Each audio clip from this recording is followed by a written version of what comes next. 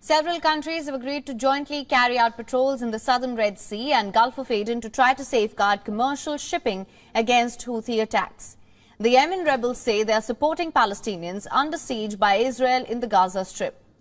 A statement on Tuesday by U.S. Defense Secretary Lloyd Austin identified several countries taking part in the international force. The security coalition, it includes the United States, United Kingdom, Bahrain, Canada, France, Italy, the Netherlands, Norway, Seychelles and Spain. It's unclear if they are willing to do what U.S. warships have done of late, shoot down Houthi missiles and drones and rush to the aid of commercial ships under attack. The Iran-aligned Houthis have attacked vessels in the Red Sea shipping lanes and fired drones and missiles at Israel since the start of the Israel-Hamas war in Gaza. It has heightened fears of a wider conflict in West Asia. Houthi rebels who rule much of Yemen say their attacks are a show of solidarity with Palestinians. They've pledged to continue until Israel stops attacking the Gaza Strip more than 1,600 kilometers from Sana'a. The Houthi attacks launched from Yemen target the flow of supplies between Asia and the West and pose a significant threat to the global economy. The attacks have driven up the cost of shipping goods through the sea. About 23,000 ships each year pass through the narrow Bab el-Mandeb Strait, connecting the Gulf of Aden with Red Sea and beyond to the Suez Canal. Imagine this. A missile streaking across the sky has the capability of traversing over 9,300 miles. That's enough to reach from North Korea to the mainland United States. This isn't a scene from a Hollywood blockbuster, but a reality we faced when North Korea test-fired an intercontinental ballistic missile into the waters off Japan. This marked their second launch in as many days, and it didn't go unnoticed. Chronologically, this missile saga began back in 2016, when North Korea announced that it had successfully test-fired a new ballistic missile from a submarine. This was a significant step in their missile program, as it displayed their advancing control guidance technologies and their growing underwater operational capability.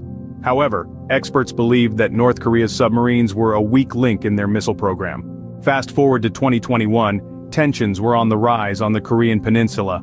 North Korea had been ramping up its weapons testing program, which included the launch of a claimed new hypersonic missile.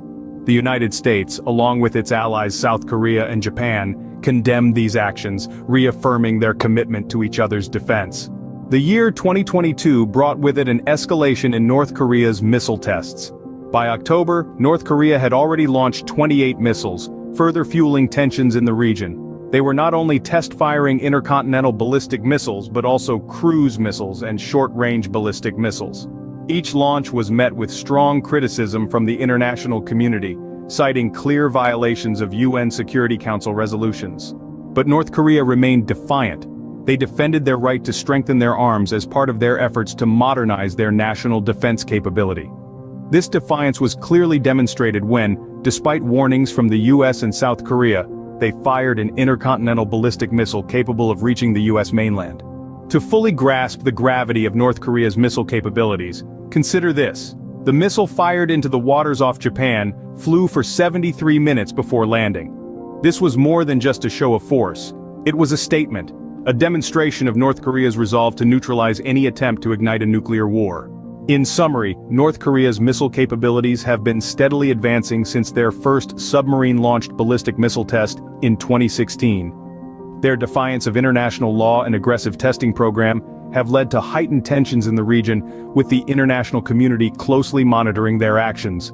With each test, North Korea continues to demonstrate its resolve and its determination to strengthen its national defense capability. As we move forward, the question remains, how will the international community respond to this growing threat?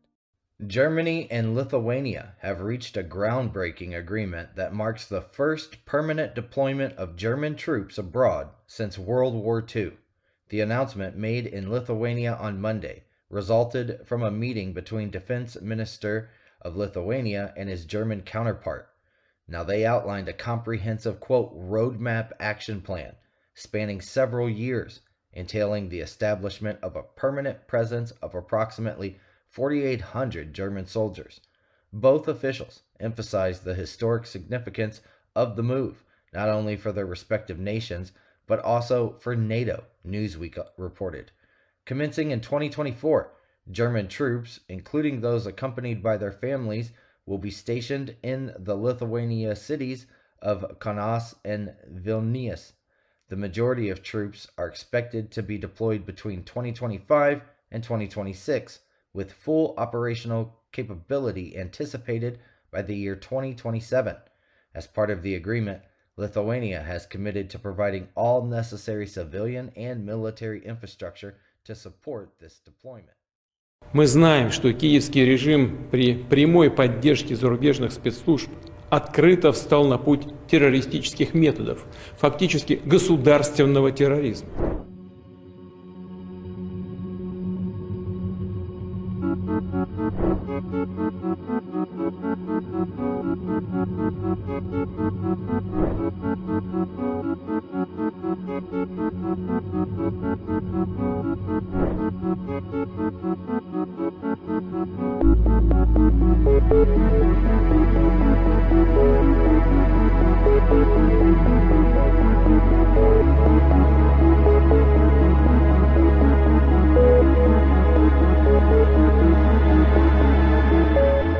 Мы знаем, что киевский режим при прямой поддержке зарубежных спецслужб открыто встал на путь террористических методов, фактически государственного терроризма.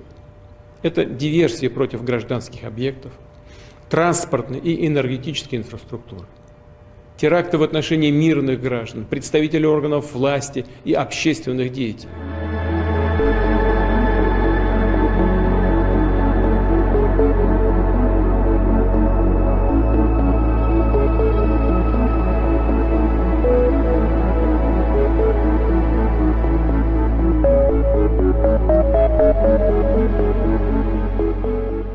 И, конечно, должны жестко пресекаться попытки зарубежных спецслужб дестабилизировать общественно-политическую ситуацию в России, подорвать гражданский мир и межнациональное согласие, вмешиваться в наши внутренние дела, нарушить суверенное, незыблемое право народа России самому определять свое будущее.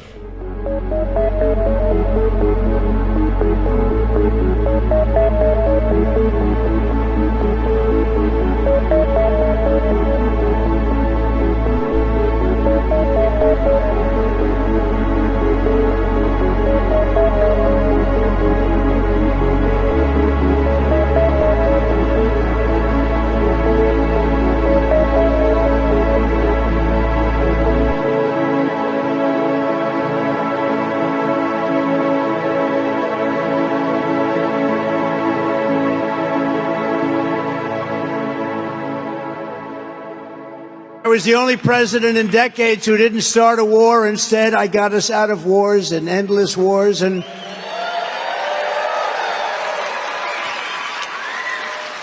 one of the wars I got us out of was a war against ISIS. We defeated ISIS.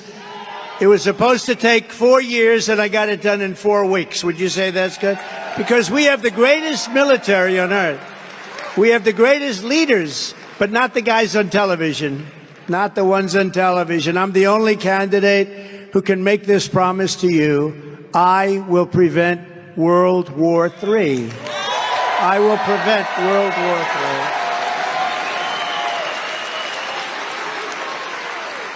III. Because our country has never been so unsafe. You know, you're talking about the power of weaponry today compared to the Second World War and the First World War. It's times 1,000. Most powerful weapons ever even thought about, ever conceived, ever built. And we can't have a world war. And we're closer to World War III today than we've ever been at any time in our history. And the word nuclear is being thrown around every single day. When I was president, we didn't talk about nuclear. You couldn't talk about it. It was a word that was banned. You couldn't talk. Now they talk about it every day. We talk about it. They talk about it. And we will keep you out of World War III. World War III is not going to be army tanks going back and forth, shooting at each other, boom, boom, an airplane having a little fight in the sky. This is the big stuff. And if it's going to be total obliteration, we cannot have World War III. We will keep you out of it, and we'll keep you out of it because of strength, because of the strength.